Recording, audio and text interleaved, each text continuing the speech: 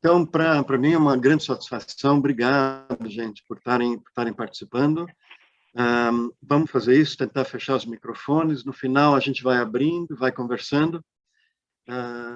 E é um dia especial, porque a gente vai falar sobre uma coisa que, na minha opinião, falta não como um complemento, mas falta como um conceito e um conhecimento que é praticamente, é muito óbvio, é a natureza tentando dizer para a gente, mas é impressionante quão pouco é discutido esse assunto, né? Dessa saúde integral do mar, né? Então, eu não vou demorar mais, vou entrar aqui compartilhando. Você pode autorizar? Pode autorizar o compartilhamento? Sim, um segundo.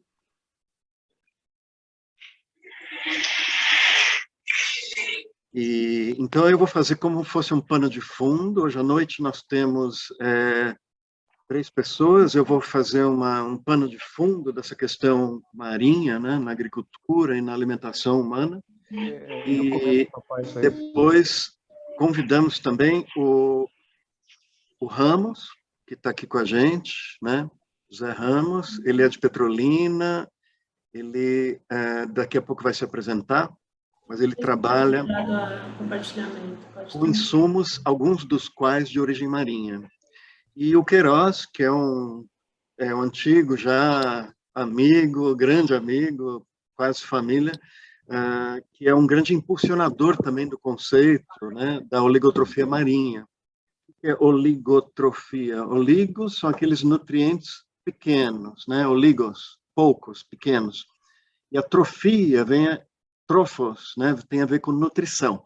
Então, é a nutrição a ver com os oligoelementos, com aqueles elementos raros, elementos essenciais, que não são menos essenciais do que aqueles que a gente chama que são os macronutrientes da agricultura, né? Então, o que a gente quer chamar a atenção é a fartura desses oligoelementos no mundo, né, no mundo orgânico, nos solos, nas plantas, nos animais e no ser humano, e que conduzem e que condicionam uma saúde perfeita. É isso que nós queremos chamar a atenção hoje, tá? Então, vou entrar aqui rapidinho, vocês só me confirmam se estão recebendo.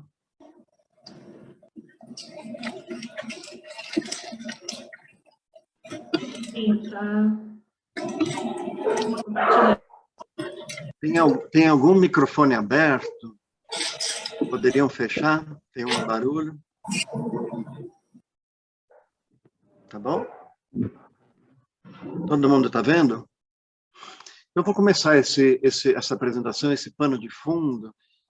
Eu, desde o ano de 2002, eu comecei a olhar com carinho para esse assunto quando me foi entregue esse livro do Maynard Murray.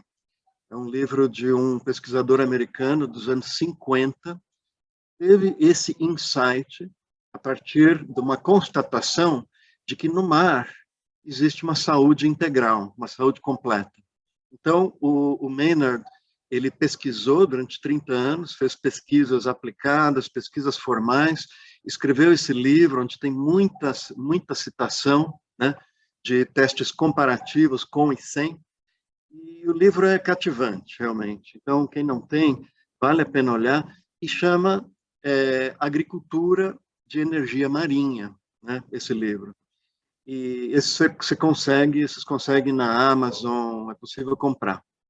E o Murray constatou que não só aumentava o tamanho, a produção, né, aumentava o vigor metabólico, aumentava a resistência a pragas e doenças, aumentava os níveis, né, de nutrição, aumentava a disponibilidade de nutrientes, a absorção pelas plantas, uma série de benefícios que ele viu. E aí, Guga, essa é para você, ó. E tá aí o Guga, quando ele tiver 73 anos, vai estar que nem esse senhor aqui embaixo com a prancha verde. Só para dizer perguntar para vocês se vocês conhecem, alguém já viu, um surfista com cara de doente, um cara meio de, né? Apareceu, Surfista, ele Pois é. tem uma Por que que não tá saúde. indo lá? Alô? Tem alguém falando? Dá para fechar o microfone? Então, o surfista, ele é uma criatura que também está embebido em água do mar, né? Ele vive dentro do mar, muitas horas por dia, treinando, e é curioso a gente observar, né? Tem que olhar. Se fosse uma coisa que fizesse mal, alguma coisa que salinizasse, queimasse e deteriorasse, né? Então a gente teria uma amostra nas pessoas que vivem aí, né? O caiçara também, né? Na beira do mar, ele é Não precisa não, Fábio, obrigado. Ele é um habitante ali que respira aquela maresia, aquelas gotículas, né? E que apesar de só comer peixe e praticamente comer peixe e mandioca, tem uma saúde que leva muitas vezes até mais de 100 anos, né? E eu estou procurando aqui exemplos que mostrem para a gente a interface marinha com a agricultura e a saúde, né? Então, não sei se todos conhecem, mas essas áreas verdes aí, no que é hoje os Países Baixos, né, a Holanda, são 625 mil hectares resgatados do mar, né, onde houve um bombeamento da água do mar para fora dos diques, né, criando áreas secas, verdadeiros leitos marinhos, que hoje viraram os melhores solos do mundo, né? Hoje tem plantação de flores, hortaliças, leite, pastos. E de novo, se a alimentação marinha ela fosse tóxica, se o sódio fosse tóxico, então não haveria essa fartura nesses solos que têm uma memória marinha muito grande, porque isso foi feito relativamente há pouco tempo, né? Então, claro que houve lavagem, houve diluição, não é água do mar pura. Geralmente você tem que, pelo menos, diluir isso 4 vezes, né? Como a gente vai ver para frente. E eu tive procurando, vocês lembram o tsunami que ocorreu no ano de 2004, em dezembro, que afetou a Malásia, que afetou várias ilhas ali da Ásia, né? E uma coisa que me veio à mente para dizer, puxa, se o tsunami invadiu a Terra e entrou muitas vezes por 5 quilômetros, né, de faixas litorâneas extensamente cultivadas, né, então deve haver algum testemunho, né, do aumento de produtividade desses solos, né, que receberam um banho de água do mar. E o pessoal da ONU, né, da FAO, foram ajudar essa população, que são 50 mil agricultores que foram afetados, e eles foram buscar foram apoiar esses produtores, e, à época, eles proclamaram que iriam ficar 5 anos sem conseguir produzir nada. Ora, 8 meses mais tarde, agricultores de arroz, de verduras, nessas faixas litorâneas afetadas, uma vez que houve um verão com chuvas abundantes, onde houve um efeito de diluição, registraram produtividades de 40% até 200% acima da média dos últimos 30 anos. Então, veja só, para mim é um exemplo muito interessante onde o efeito da água do mar sobre áreas extensas, né, e uma vez diluídas por questão de chuvas, porque basicamente a chuva é uma água destilada, produziram safras recordes na vida, no tempo. Tanto é que eles falam que é uma espécie de um crédito, né? Um efeito benéfico que o tsunami deixou como uma espécie de compensação, né? Então é muito interessante isso daí. Ele diz que ajudou as culturas na Indonésia, né? Deixa eu ver aqui. E um país como o Japão, que é rodeado de água do mar por todos os lados, os japoneses têm uma dieta marinha Desde pequenas, crianças já comem algas, comem peixes, camarões, comem de todo tipo de influência marinha. Eu fui consultar a internet, porque o meu último dado, de uns 4, 5 anos atrás, eram 56 mil centenários no Japão, pessoas com mais de 100 anos. E veja, nesses últimos 6 anos, subiu de 56 para 86. São 30 mil centenários a mais do que o meu último levantamento, que já era um dado antigo, né? E isso, obviamente, se dá também graças ao progresso da medicina e tudo isso. Mas, basicamente, aos hábitos alimentares, aos hábitos de exercício que o povo japonês tem, e eu não tenho dúvida também dessa alimentação marinha, né?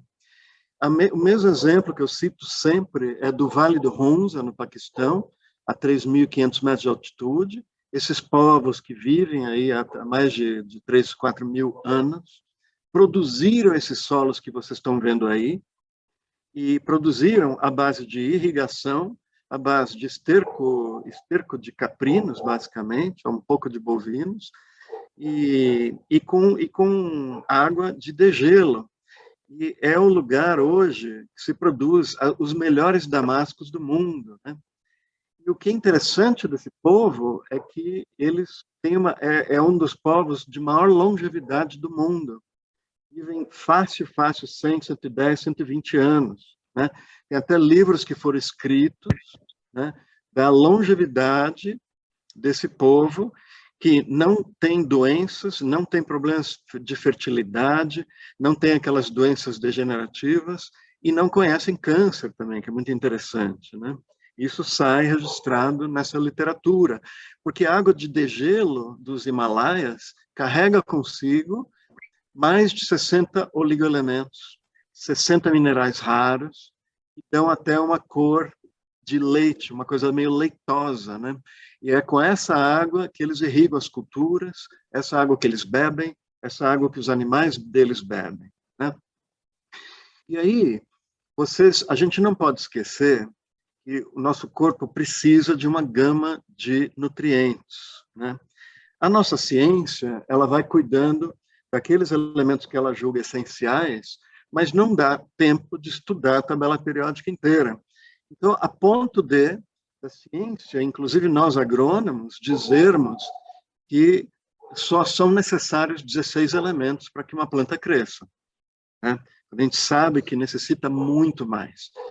E, engraçado, que aquela questão da vontade, né? A vontade de você comer chocolate, a vontade de comer comidas açucaradas, gordurosas, né? A vontade por amido, né? E comida salgada, na verdade, é uma carência de elementos e o nosso corpo percebe isso. Então, veja só, chocolate é magnésio, né? Bastaria você ter uma dieta mais equilibrada de magnésio, que talvez o teu corpo não pedisse tanto aquele alimento, né? Mesma coisa os amidos, né? Os carboidratos, que é o nitrogênio, as comidas gordurosas, que é o cálcio, comida salgada, é cloro mesmo, né? O corpo está pedindo. Geralmente, a coisa compulsiva, né? São aminoácidos e é silício também, interessante. Então, às vezes, se você olhar aqui, se vocês comerem sementes e comerem nozes, praticamente você consegue equilibrar essa questão da coisa compulsiva, da vontade de comer, porque praticamente as nozes e sementes contêm, vocês estão vendo aí, praticamente tudo que você precisa para uma alimentação saudável. E sem esquecer do René Quinton, e eu e o Queiroz já divulgamos isso há muito tempo, né? O Queiroz, acho que ele que é o pai da palavra plasma, né? Foi ele que trouxe essa ideia, porque o René Quinton, na Primeira Guerra Mundial, houve uma explosão de varíola e morreram muitas crianças na época. E ele era um médico e ele inventou, vamos dizer assim, criou, desenvolveu o que ele chamou de plasma de Quinton, que nada mais é do que a água do mar, né, na correta diluição, né, diluída 4 vezes, então de 3,5% cai para 0,9%, uma água limpa, né, de matéria orgânica e limpa de quaisquer coisas estranhas. Ou seja, é pura água do mar diluída 4 vezes. Um verdadeiro plasma. E ele injetou isso através de soro, né, nas crianças que vinham muito debilitadas, e segundo a literatura, não perdeu uma criança que ele tivesse usado esse método. E depois gerou crianças subnutridas, crianças doentes, geraram adultos saudáveis, foram acompanhados. Isso não foi só na França, as famosas tendas de Quinton, né, que eram nada mais do que tendas de campanha, onde você tinha camas com esse soro, e eles faziam uma reidratação usando esse plasma, que é um plasma que contém o espectro marinho completo, né? E nós vamos falar desse espectro como uma chave para uso na agricultura. E a gente vê que nos oceanos existe realmente um vigor, uma vida e uma saúde, né? Existe uma saúde integral, populações inteiras de organismos marinhos, se você for ver um por um, você não vai encontrar organismos doentes, né? A não ser locais de muita poluição. Hoje, problemas de microplásticos, problemas de como chama? Aqueles esteroides, né, artificiais, que vêm nos esgotos, né, que caem no mar. Então, tudo isso afeta muito a fauna, mas em lugares saudáveis, você tem 100% de saúde. Para mim, essa é a prova cabal de que a nutrição marinha, ela confere organismos 100% saudáveis, né? Inclusive os mamíferos, né? Que têm uma composição muito próxima da nossa, né? Que tem um metabolismo, um DNA muito próximo do nosso, né? E o plasma, então, ele encontra, hoje em dia já, né? Ele encontra aplicações na agricultura, como remineralizador, que hoje à noite nós estamos divulgando esse conceito, né, dizendo a sua agricultura orgânica regenerativa não é completa se você não sintoniza, se você não reprograma, né, a composição salina do solo de acordo com a fartura de oligoelementos que confere a saúde, né, no mar, e não só isso, não é só a diversidade, não. Não adianta os 90 oligoelementos do mar. Precisa também da proporção correta entre eles, né? E o mar, em milhões e milhões de anos, gerou e criou condições homogêneas, condições estáveis, onde esses níveis de nutrientes, eles são espantosamente uniformes ao longo do tempo, né? Então, se você vê a composição do mar, mesmo que ele seja ora mais diluído, ora menos diluído, em função do local geográfico, a proporção dos oligoelementos é estável, é a mesma, né? E isso se deve a uma composição que não é coloidal, e sim, ela é o que a gente chama oh, meu Deus, agora me perdi a palavra. É uma função cristalóide, que chama, não é coloidal, é cristalóide. O que significa? Na saturação, o elemento precipita. Então, mesmo que você jogasse muito cálcio no mar, o excesso de cálcio, ele vai precipitar para o fundo do mar. Ou ele vai ser capturado por corais e outros organismos que vão usar esse cálcio na sua composição. Olha que interessante. O mar, ele se autorregula na dose e nessa proporção que a gente chama de golden ratio, né? Ou então uma proporção divina, vamos chamar assim, uma proporção sagrada, que é aqueles partes por bilhão de alguns, partes por milhão de outros, partes por milhar de outros e porcentagens em outros, né? Então, a gente vai ver. Mas, além dessa aplicação na agricultura, tem a aplicação em bebidas isotônicas, que hoje já são uma realidade, né? Então, você tem países como, eu acho que a Colômbia, talvez o Maruan, depois ele ele até confirma para a gente, eu não lembro se era Panamá ou Colômbia, que lançou um Gatorade à base de água do mar. E é a melhor bebida do mundo, porque você vai tomar dentro de uma diluição, você vai estar ingerindo aquela proporção marinha, desse golden ratio que a gente está falando, e um Gatorade sem açúcar, sem nenhum tipo de conservante, carregados de minerais na forma mais natural. E também para saúde e beleza. Então, também vai entrar para muitos cosméticos, muitos suplementos, né? O próprio Quinton, a turma do Quinton, tem toda uma indústria, né? Comercializando o que o Quinton deixou como herança. E hoje você pode comprar na França, por exemplo, você pode comprar essas cápsulas, né, com um remineralizador completo. E falando um pouco do primeiro, porque hoje à noite nós vamos falar de 3, vamos falar da própria água do mar, na verdade o plasma marinho, né, que é um plasma denso, que é uma água que pesa aí 1.320 gramas por litro, então tem muito sal dissolvido, né, e parcialmente dessalinizado. Por quê? Por precipitação. No nosso caso, por centrifugação, depois a gente mostra. Então, o que foi observado para as pessoas que usam, né, que usaram esse plasma em vários lugares?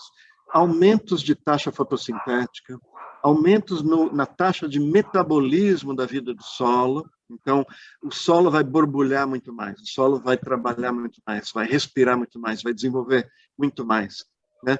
Incremento do BRICS nos cultivos, minerais, vitaminas, né, A e C, em frutas e verduras, por exemplo, está medido, né, pelo próprio Maynard Murray.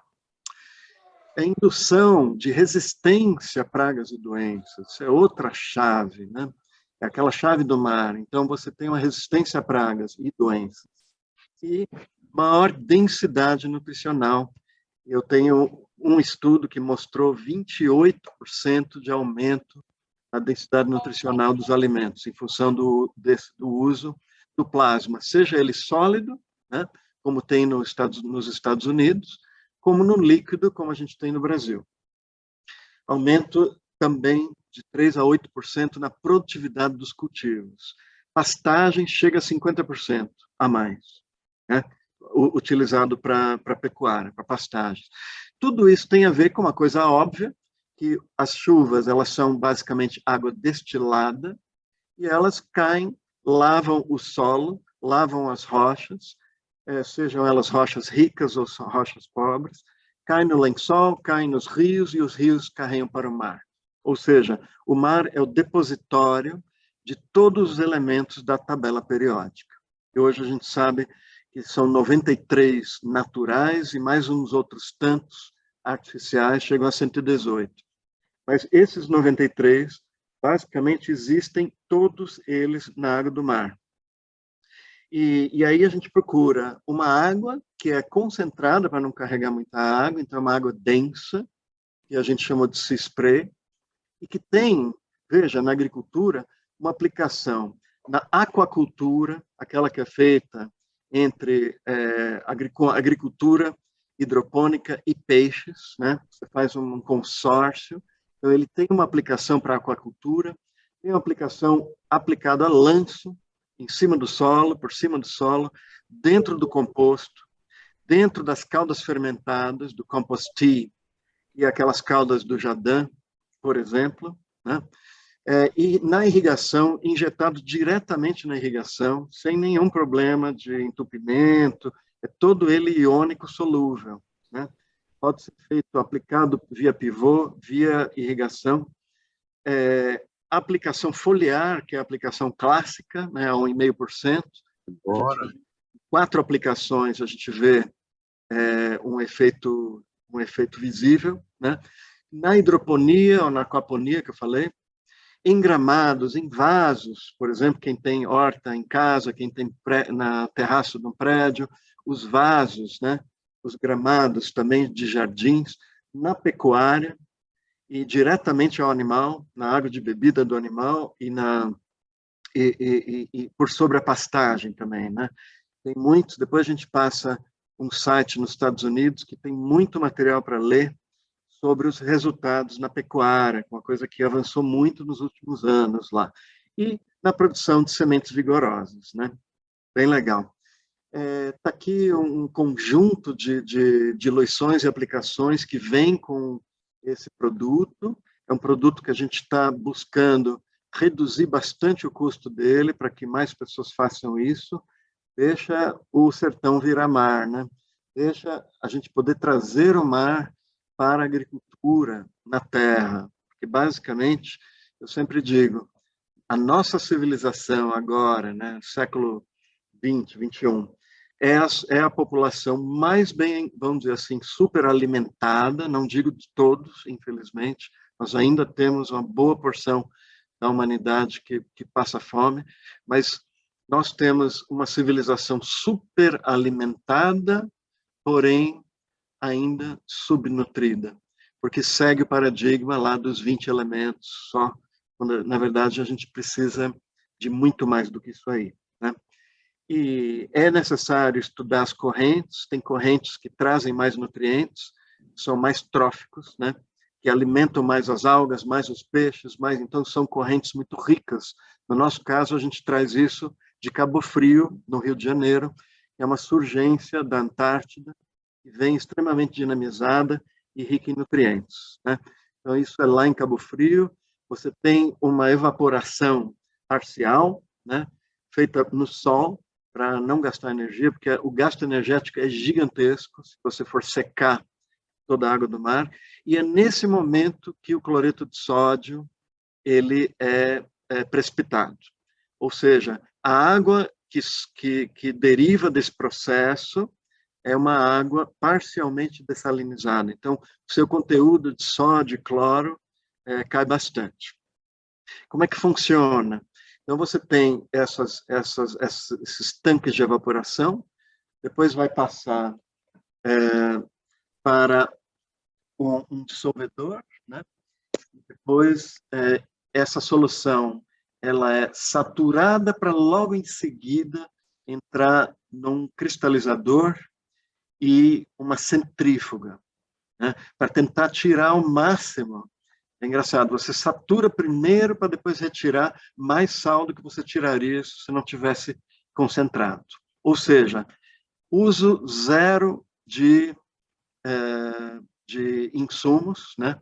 Não tem aditivo, não tem nada químico, é só sal e centrífuga, né?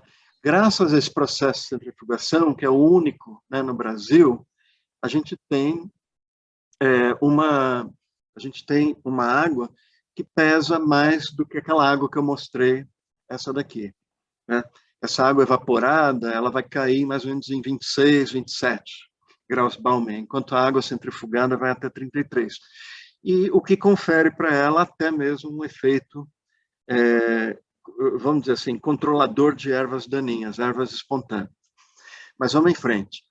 A água do mar, ela tem 56% de cloro, né, nos sais dela. Não é que a água do mar tem 56%, não. Tira todos os sais da água do mar, então 56% delas vai ser cloro, 28% vai ser sódio, depois vem enxofre, depois vem magnésio, veja, 4%, né, 1,5% de cálcio, 1% de potássio. Então, ao colocar esses produtos nas plantas, a gente também está trazendo macronutrientes, né? Não é só micronutrientes raros. Aqui você está trabalhando com 4% de magnésio, é uma boa fonte de magnésio, toda iônica, fácil de ser absorvida pela planta, é como a planta absorve no solo. Está aqui a composição da água do mar, você pode ver que aqui em cima, 3,5%, né, da água do mar é sal, ou seja, a água tem uma salinidade de 3,5%, o resto é água. E aí, desses 3,5%, é aquela porcentagem que eu acabei de mostrar. É curioso que o nosso corpo, vocês estão vendo em vermelho, esses são os elementos que circulam no nosso plasma. Vocês podem ver que são muito mais do que 20 elementos, né? E esses em azul são os elementos que tem no mar. Então, veja só, olha, tem substâncias, ó, titânio, ítrio, né? Lítio, tungstênio, né? Cromo, cobalto. Então, circula no nosso sangue pequeníssimas quantidades de elementos radioativos, de elementos metais pesados. O cobalto, ele não é chamado essencial, mas ele é essencial para a nossa saúde, né? Só vocês consultarem, vocês vão ver. O iodo, ele precisa de muito pouquinho, mas sem o iodo a gente tem deficiência e dá aquela condição chamada bócio, né? O lítio, que é um alterador de humor, né, para contra a depressão, e por aí vai, né? Então, o nióbio, o oxigênio, vai embora. Então, é curioso. E, como eu já falei antes, né, a composição do nosso plasma é surpreendentemente igual à composição do mar. A ponto de, quando eu diluo a água do mar de 3,5 para 0,9, ou seja, 4 vezes, eu posso aplicar essa água do mar do jeitinho que está, obviamente tirando algas, né? Tirando amebas, né? Da água, tirando todos os proto, né? Todos os micro-organismos unicelulares, flagelados, tudo isso, limpando essa água, é possível você fazer um soro com todos os elementos do mar. E isso o Quinton, ele comprovou em animais, né, onde ele retirou grande parte do sangue de animais e fez uma transfusão com a água do mar, corretamente diluída, e esse cachorro, no caso, né, quando foi feito o experimento, não só não faleceu, mas ao contrário, mostrou, depois de uma recuperação, onde os hemácias voltam a trabalhar, uma recuperação e uma saúde muito grande. Uma linha aberta, com pão aberto. E antigamente existiam criaturas gigantescas que tinham fisiologias, metabolismos gigantescos, né? Árvores que eram quase 2 vezes as nossas árvores mais altas hoje, né? Esses organismos hoje estão nos carvões, né, das épocas, né? Daquelas épocas geológicas em que ocorreram, Jurássico, Carbonífero, tudo isso. Quando você analisa a composição desses carvões, hoje, vocês não vão encontrar aqueles 28 elementos que a gente encontra hoje na Amazônia, por exemplo. Você vai encontrar 56 elementos, o dobro. Ou seja, a vida daquela época usava uma composição, uma diversidade de nutrientes diferente do que tem hoje. Quando a gente fala que a gente é subnutrido, não é à toa, né? O Maynard Murray conseguiu na época, né, olha, o ano de 63, ele obteve patente nos Estados Unidos, né, usando o que a gente chama aqui de plasma marinho, só que era sólido, né? E, igualmente, ele desenvolveu formulações para hidroponia. Então, é possível você injetar esse plasma marinho na água do mar.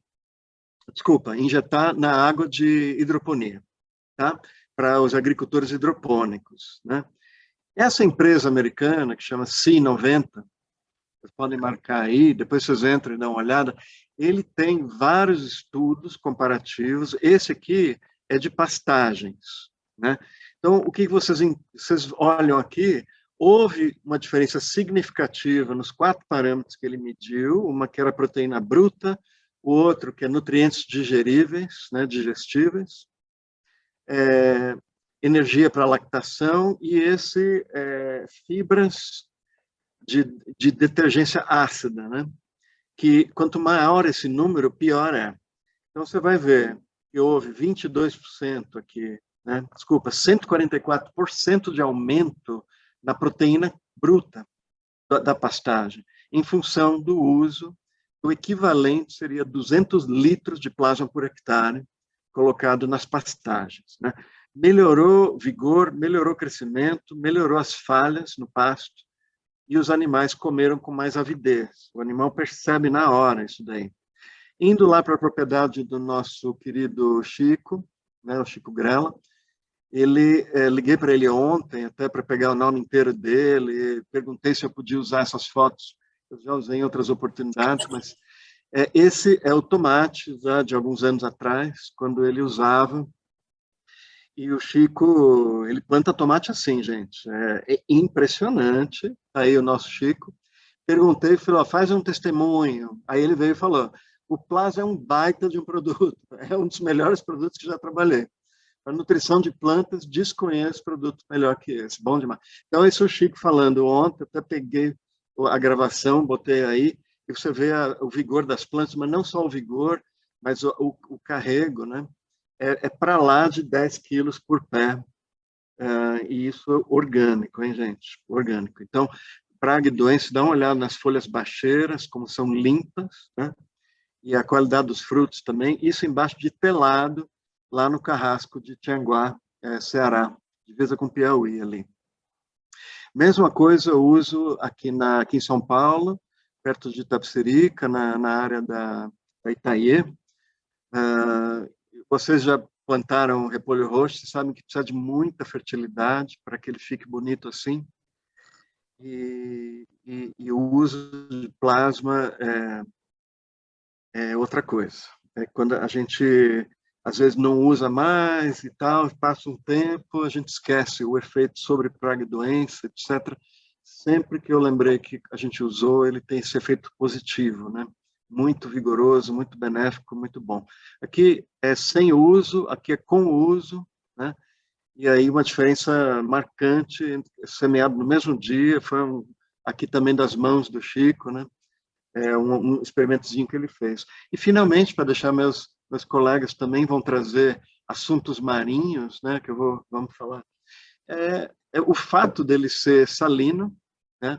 Nós estamos trabalhando né, o Queiroz está trabalhando também ativamente numa formulação para que aconteça isso. Aconteça que, à medida que eu alimento, então, as plantas e o solo com o plasma, né, é possível obter um efeito retardador das ervas daninhas, né, por questão osmótica, ele queima mesmo. Então, eu poderia, por exemplo, aplicar numa época de uma capina, para que, na primeira chuva, houvesse a diluição necessária para que essas plantas e o solo tivessem as plantas. Tá? Então, gente, o que eu queria falar é isso. Desculpa, foi um pouquinho mais de tempo. Nós vamos deixar aqui, marquem o e-mail. Eu estou aberto, se não for hoje, a perguntas que vocês tenham, para a gente dinamizar e, sobretudo, aplicar isso em grandes áreas, grande escala, e começar a registrar realmente os benefícios do uso do plasma na agricultura. Né? Tá? Então, Ramos, o Ramos eu conheço também há vários anos, da época que eu trabalhava consultoria em Petrolina, e o Ramos é um self-made man, né? Um homem que cresceu nessa rabeira aí dos produtos mais naturais, dos produtos que conduzem à saúde, né? E hoje ele tem uma empresa em Petrolina e trabalha com alguns insumos também de origem marinha. E eu pensei hoje à noite a gente fazer celebração, né? Uma celebração a trazer os elementos marinhos para a agricultura. E por isso a gente compartilha esse webinário hoje entre nós três. Então, Ramos, fica à vontade. O microfone é seu. Ok, Richard. Obrigado aí. Então, meu nome é Ramos, eu sou um pequeno empresário lá na região do Vale de São Francisco e um grande curioso. Há cerca de 20 anos atrás, meio que por um acaso, eu na Europa, ouvi pela primeira vez a palavra algas marinhas na agricultura. Isso despertou uma grande curiosidade e, a partir daí, começamos a investir em pesquisa, né, custear alguns pesquisadores ou dar apoio a alguns pesquisadores para entender melhor como funcionava isso. E a cada trabalho que a gente recebia resultado era uma surpresa maior. Na época, nós iniciamos esses trabalhos importando umas algas do Canadá E logo em seguida, entendendo que aqui no Brasil nós tínhamos espécies de algas também de uma importância muito grande para a agricultura, passamos a estudar, dar apoio a alguns pesquisadores no sentido de entender como esse material funciona. Então, uma das primeiras curiosidades minha foi quando eu peguei essas algas calcárias que se denomina litotamnium, outros falam odolitos, e ultimamente estão reclassificando como sedimentos bioclásticos marinhos, tá? Mas no final é tudo muito parecido. Então, pegando elementos ou esse material de uma região, Rio de Janeiro na época, e pegando o material do Maranhão, percebi que existe uma coloração diferente. E aí minha curiosidade era saber se essa matéria-prima com uma composição aparente diferente e com coloração diferente, agronomicamente teria algum resultado também diferente. Então tive a curiosidade e o trabalho de sair coletando amostras em boa parte do litoral brasileiro. Encaminhei essas amostras para a Universidade Federal do Paraná, e isso codificado. Depois de um certo tempo, o professor Atla, doutor Atla Mogor, pessoa realmente muito dedicada a esta causa, me deu uma resposta falando que a amostra tal tinha um efeito agronômico diferenciado. A partir dessa amostra, fomos entender qual seria uma dosagem ideal, né? Porque até então se fala 500, 1.000 quilos, 2.000 quilos por hectare. E talvez por esses volumes tão altos, impacta frete, a logística de transporte para regiões grandes produtoras, inviabiliza, né? Partindo do princípio que é um produto de origem marinha e as grandes culturas estão sempre distantes do mar. E para nossa surpresa, depois de alguns trabalhos, veio a informação de que a partir de, no caso, essa pesquisa inicialmente na cultura do melão, o professor disse, olha, a partir de 5 quilos por hectare começamos a encontrar um resultado negativo. Só que esse produto, antes de colocar no teste, nós terceirizei uma empresa para prestar um serviço de micronização, quebra de partículas, né? E quando chegou a dosagem superior a 5, 6 quilos, percebeu que a planta dava uma paralisada no seu desenvolvimento. Fui se aprofundar nesses estudos e entendeu que, talvez em função do processo ou da composição da matéria-prima dessas algas calcárias, que varia de região para região, em função de correntes marinhas, enfim, esse bioma que varia muito em função de aspectos diversos, chegou-se à conclusão que o produto micronizado poderia ter uma eficiência agronômica tão boa quanto 500, 1.000 ou 2.000 quilos, e em função dessa pequena dosagem poderia ser utilizado, deslocado esse produto para qualquer região do Brasil, tornando viável economicamente, além de causar menor impacto ambiental. Uma coisa é você tirar do mar 2.000 quilos para uma determinada cultura, outra coisa é você tirar 4, 5, 6, 8, 10 quilos. E esse produto, para nossa surpresa, todo dia tem uma surpresa diferente, completando até essas informações do Richard, coisa que nos surpreende. Hoje nós utilizamos algo em torno de, a depender da cultura, de 3 a 10 quilos por hectare, e a gente percebe, entre outros benefícios, digamos, de ganhos de produtividade, melhor pós-colheita, até e muito acentuado essa questão da defesa com relação a enfermidades de um modo geral. Uma coisa extremamente surpreendente, um produto utilizando 4, 5, 6, 8 ou 10 quilos por hectare, você percebe uma redução expressiva na necessidade de utilizar qualquer veneno de qualquer natureza. Então, isso, assim, acho muito impressionante. Cada dia a gente fica mais feliz, vamos assim falar, com esses resultados, e é a nossa pequena colaboração, neste momento, aberto a qualquer pergunta, desta nossa experiência de 20 anos se utilizando, trabalhando, pesquisando estas algas calcárias, que é de grande abundância na nossa costa brasileira, né? Então, o Brasil, esse momento que nós vivemos, com esses preços absurdos dos fertilizantes importados, e considerando a importância que é o Brasil na questão de produção de grãos, nós temos ferramentas extremamente importantes, com custo barato, que pode contribuir para que o Brasil economize divisas, melhore a produção brasileira a um custo menor, e que a gente contribui para deixar solos ou o nosso torrão mais saudável para gerações futuras, né? Mais ou menos isso aí, pelo momento. Obrigado. Ramos, muito obrigado pela tua apresentação. E também obrigado, Ramos está viajando, ele se dispôs a fazer no meio da viagem tudo, mas te agradeço, viu?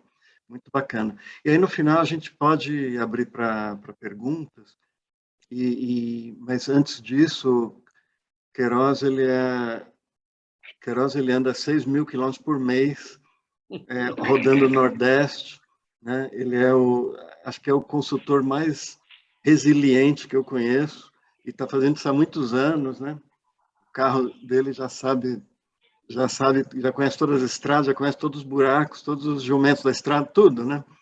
E então, Queiroz, você hoje ele é consultor no Nordeste, mas acho que no Brasil inteiro, até fora, e é um grande impulsionador também desse conceito de trazer essa chave, né, dessa proporção marinha para a agricultura, que deveria ser checada por todo mundo, pelo simples fato de ser uma proporção. Eu insisto nisso porque eu acho que isso faz diferença no resultado. Até certo ponto, para mim, me explica por que dá esse efeito. É como que ele reprogramasse a composição e a proporção dos elementos no solo. Veja, é importante fazer ciclagem de biomassa, importante fazer rochagem, né? Importante fazer insumos biológicos para colocar toda essa decomposição de rochas primárias, né, que são os pó de rochas, em andamento.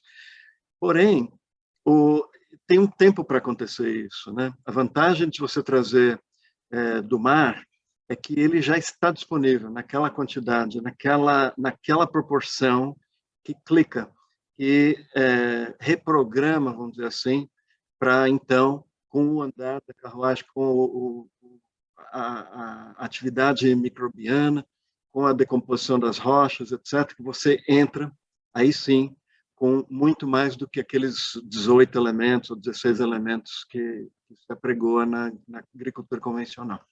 Queiroz, super bem-vindo e chega aí, microfone seu.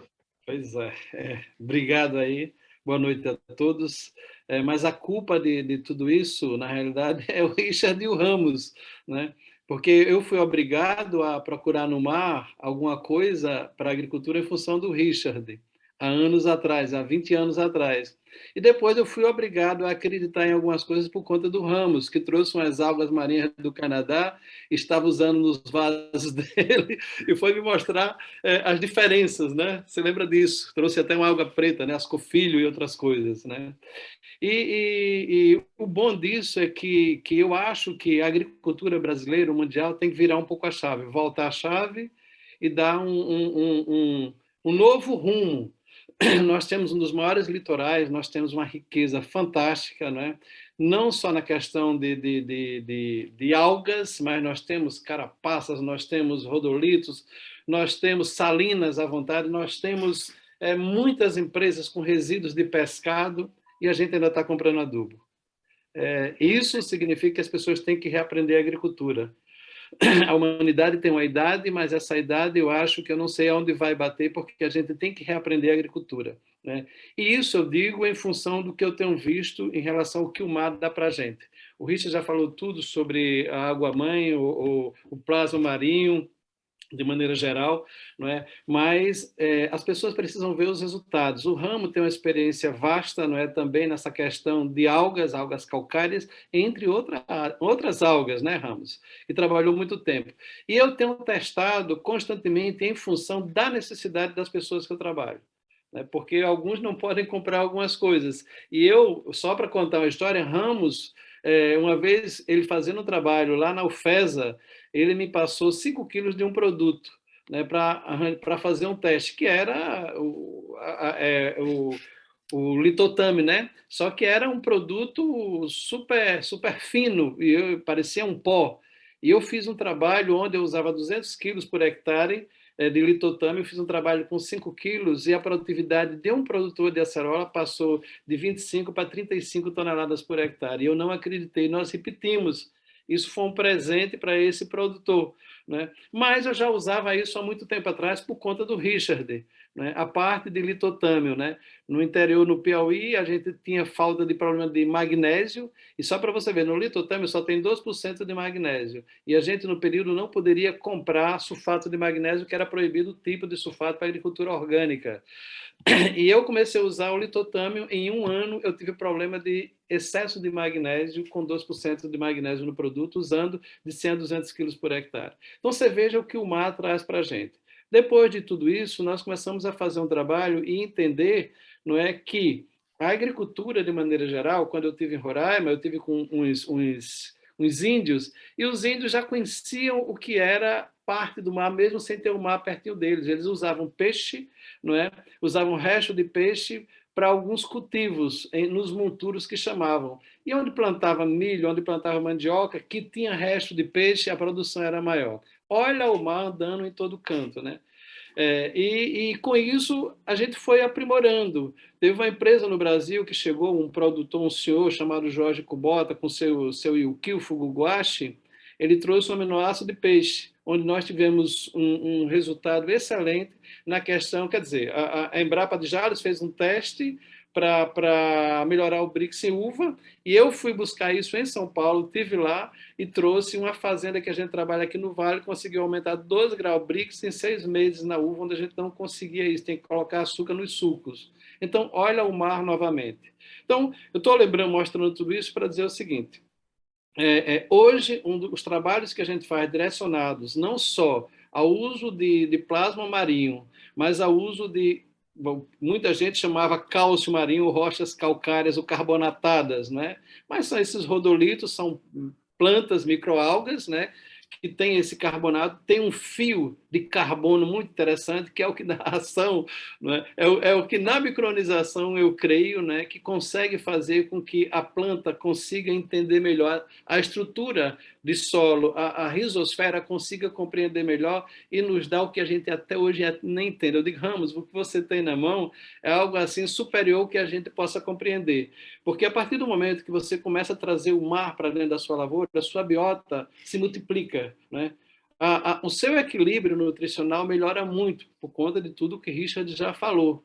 Hoje eu tenho feito um trabalho, eu falo da terceira parte, né, porque a gente está falando de água-mãe, o plasma marinho, que hoje eu tenho usado em alguns testes, estou com vários testes, como digamos, como um retardador de mato. Herbicida é muito feio, mas um retardador de mato, com testes de 20, 30, já 40 dias, tentando segurar ervas de folha larga, folha estreita, não é? E vendo nas análises o que isso vai deixar. E vai deixar o quê? Vai deixar potássio, vai deixar magnésio, porque se vocês quiserem ver, a UFESA tem um trabalho bastante interessante mostrando que se houvesse maior investimento, nosso cloreto de magnésio, nosso cloreto de potássio, parte disso sairia do mar.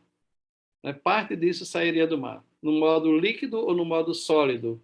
Né? Então, nós temos feito um trabalho, os sólidos solúveis dentro de acerola têm melhorado, né? E em outras culturas também. Então, a ideia de se usar o plasma para algumas culturas, a gente está tentando melhorar nas regiões que têm uma pluviometria muito alta, melhorar a questão de condutividade, porque eu preciso ter uma condutividade básica para um solo, para que a planta possa entender e atender melhor né, sua base risosférica ali, né? Então, a questão de algas, nós usamos vários tipos, né? E o Brasil está lotado de tipos de algas diferentes. Eu conheço em regiões diferentes algas que estão aí desperdiçadas, poderiam ser usadas tudo na agricultura e para a saúde humana.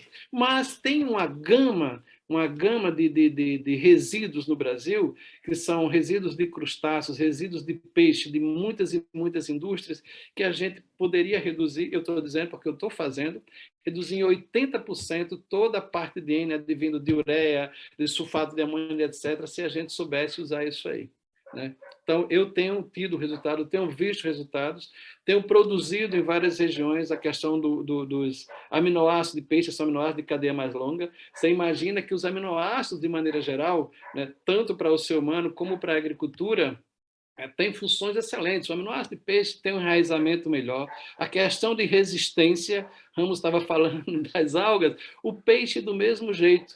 E é simples fazer um aminoácido. Você quebrar a estrutura não é difícil. As pessoas complicam isso, mas é muito simples. Tem alguns elementos na natureza que ajudam essa síntese da quebra dessa estrutura, não é, da proteína, transformando em diversos tipos de aminoácidos. Então, tem a parte microbiológica, né? A gente faz produtos simples, né? E os produtos simples têm tido um resultado muito grande. A parte de camarão, para você extrair um pouco de quitina ou quitosana. A quitosana é um processo, digamos, mais complicado um pouco, mas você ter a quitina dentro de uma estrutura de aminoácido, a parte de doenças, tanto de problema de solo como problema aéreo da cultura, poderia ser amenizado em 60% a 70% na agricultura brasileira. Eu estou falando do número grande porque a gente tem um litoral imenso. Eu conheço, essa semana eu estou até com uma pessoa aqui, a gente conversando para conseguir peixe, né? Ele já me conseguiu 60 toneladas de resto de peixe por semana, 160 toneladas de resto de camarão por mês, para que a gente possa fazer produtos para substituir nitrogênio mesmo. Porque se vocês estudarem a questão dos aminoácidos de maneira geral, principalmente a partir de aminoácidos de cadeia longa, vocês vão ver que eles são precursores de muita coisa. O aminoácido em si, quando você pega a estrutura do aminoácido de peixe, né, ele não tem uma carga tão positiva e ele facilita a translocação dentro da planta, nas cutículas, em todo canto. Então, é um caminhão enorme para levar qualquer coisa que você queira colocar, né? Então, eu acho que essa webinar, não é? Ela vem para a gente fazer depois um complemento, fala mais sobre isso, dizer, o mar está aí. Eu estava numa fazenda agora dizendo, olha, eu vou usar a água do mar na adubação, e é uma fazenda muito grande, o pessoal ficou assustado, e eu fui buscar água no mar, porque é o que eu tenho lá de mineral. Para mim trazer de 1.000 quilômetros adubos, olha que preço vai chegar lá, né? E a gente está trabalhando resultados. Não quero trabalhar só a água do mar, porque eu sei os problemas que tem se eu trabalhar numa quantidade maior. Mas a parte da água do mar evaporada, como o Richard fala, a parte do plasma marinho, gente, é algo fantástico. Eu estou usando isso dentro de compostos, de maneira geral, biofertilizantes. A parte, não só ela, viu? A parte de retardador de mato para reduzir aí de R$1.000 a R$1.500 por ano em determinadas culturas de custo de mão de obra, é algo que já é uma realidade, né? Então, dizer o seguinte, que todos nós que estamos aqui olhemos melhor para o mar para que a gente possa levar isso para a nossa agricultura, tanto com a parte do plasma marinho. Eu chamo plasma marinho porque, como eu li muito René Quinton e conversei muito com o Richard no passado, eu conheci um senhor que já usava isso e tinha um resultado para a cultura dele, com um BRICS melhor, com vitamina C melhor, e aí por diante, né? A parte das algas marinhas foi o Ramos que me introduziu nisso aí, né? Onde eu fiz testes fantásticos, com resultados filmados até hoje, né? E a parte de restos de pescado. Isso eu tenho resultados onde eu já implantei uva, né? Onde a uva trabalhada com toda a nutrição possível fica pronta em 1 ano, com ramo grosso, e com aminoácido de peixe na quantidade certa, em 8 meses está pronta, né? Então, é isso. Quero agradecer, dizer o seguinte, que o mar, por incrível que pareça, o mar é a nossa salvação. O Guga que diga, né, que adora o mar, né? E se pudermos nos unirmos, né, unir de maneira geral a pesquisa, né, os pesquisadores, os produtores, e começar a fazer um trabalho direcionado a isso, pode ter certeza que todos nós conseguimos fazer o que é agora, digamos, necessário para a produção agrícola, reduzir custo e ter eficiência de produção. É isso aí. Muito obrigado. Legal, Queiroz, super legal. A gente poderia abrir para perguntas, mas antes disso eu já adiantaria talvez uma ou duas que geralmente são a tônica, né? Os agrônomos em geral precisam parar de ter medo de sal, ter medo de sódio, ter medo de cloro, né? O cloro, ele é um elemento essencial, é um daqueles 8 micros que a gente aprende na agronomia, né? Então, não é que ele é essencial, é necessário. Ácido clorídrico, né, para nossa digestão, ela vem através do cloro que a gente ingere no sal. Ninguém fica sem sal, né? A palavra salário, a palavra salada, elas provêm de sal. E então o Murray ele fez pesquisas para identificar qual seria o limite de aplicação, né, desse sólido, aí seria o que ele chamou de sólido marinho, que é a água do mar inteira transformada em sal. Então, é um sal que tem todo o sódio, que tem todo o cloro, que tem todos os elementos ali, ele chamou de sólido marinho. E ele chegou à conclusão que poderia se aplicar 2.200 quilos desse sal por hectare. Ele fez isso, identificou acima disso como já sendo decrescente ou como tendo algum efeito adverso, né? Então, a gente, só para ter uma ideia, ninguém está pensando em trazer quantidades absurdas, porque é que nem sal na comida, se você põe demais, estraga, né? Agora, um pouco, eu acho que pode conduzir a uma agricultura mais nutritiva, melhor, menos custosa em termos de inseticidas, de fungicidas, de adubos, etc. E quanto mais eu vejo, porque nos primeiros anos aqui com o nosso plasma, a gente sempre recomendou via foliar. Está aqui até meu colega de biodinâmica me lembrando, né? A gente fazendo uma nutrição sempre foliar, a gente está meio que lembrando as plantas o que elas eram muito tempo atrás, quando elas se alimentavam via foliar, né? No caso de uma alga no mar. Hoje as plantas ganharam a terra, elas estão fora, hoje elas usam raiz. Eu acho que seria, e até estou estimulando agora, aqueles que estão já testando, né? Para milho, por exemplo, para soja, da gente fazer alto volume, é um volume que foliar a gente usava 6 litros por hectare. Né? Agora eu estou propondo colocar 200 litros por hectare, que veja, isso é só 10% daquilo que o Murray disse que seria o limite. Então, seria 200 litros por hectare, por ocasião da primeira, o que equivaleria à primeira capina, né? A hora que a gente entra cultivando no orgânico, a hora que a gente revolve a terra, poderia ser aplicado com um chapéu protetor, né, o pulverizador, poderia, então, basicamente ser aplicado por cima do mato, das ervas daninhas emergentes ou das ervas espontâneas emergentes na área, faria um papel de queima dessas ervas e, na primeira chuva ou na primeira irrigação, isso entraria no solo e faria todo esse efeito multiplicador de metabolismo, né, do solo. E, usando 200, isso eu conferi com o pessoal dos Estados Unidos, do C90. Por que é C90? Porque são 90 oligoelementos. Então, isso bate com a proporção que eles recomendam lá, com mais anos do que nós, com mais experiência e mais resultados, né? Então, e agora, para isso, você pensa, em termos de custo, todo mundo vai dizer, poxa, mas isso aí é muito longe, é muito caro, frete, etc. Então, a ideia é conseguir uma cadeia de transporte, né? Porque tudo é transportado. O nosso pó de rocha vem transportado, o inóculo dos biológicos vem transportado, as sementes que a gente usa vem transportado. Então, quando você transporta a granel, quando você transporta concentrado, são centavos por litro, na verdade, né? Não é proibitivo, porque ele é concentrado. E E, ao mesmo tempo, então, se economizar a embalagem, não mais se usar, seria feito como fosse como que chama? Um casco, né? Casco, como a gente compra algum refrigerante com casco, né? Então, você leva e deposita no reservatório na fazenda do produtor. Então, não tem que entrar esse custo também, custo de embalagem, seja aqueles contêineres de 1.000 litros, seja a ideia é transportar em carros-tanque, né, de inox, que podem depois baldear isso em caixas d'água na fazenda, alguma coisa assim. Então, eu acredito que por algumas vezes, né, essa sintonia, essa reprogramação, ela faz tudo andar para frente, né, tudo movimentar. Então, a ideia, de novo, reduzir esse custo, talvez para 1/3 daquele valor que a gente praticava no passado, em função de embalagem, em função de idas e vindas, ele já viaja direto da fonte para a fazenda, então vai reduzir também.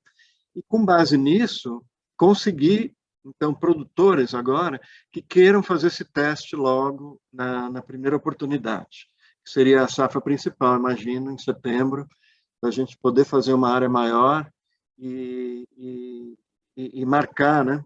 E averiguar esses benefícios.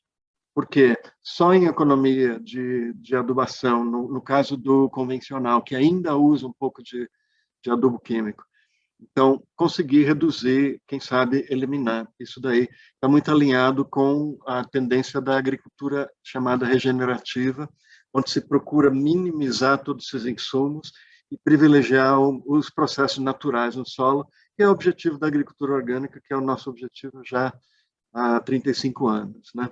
É isso. Então, gente,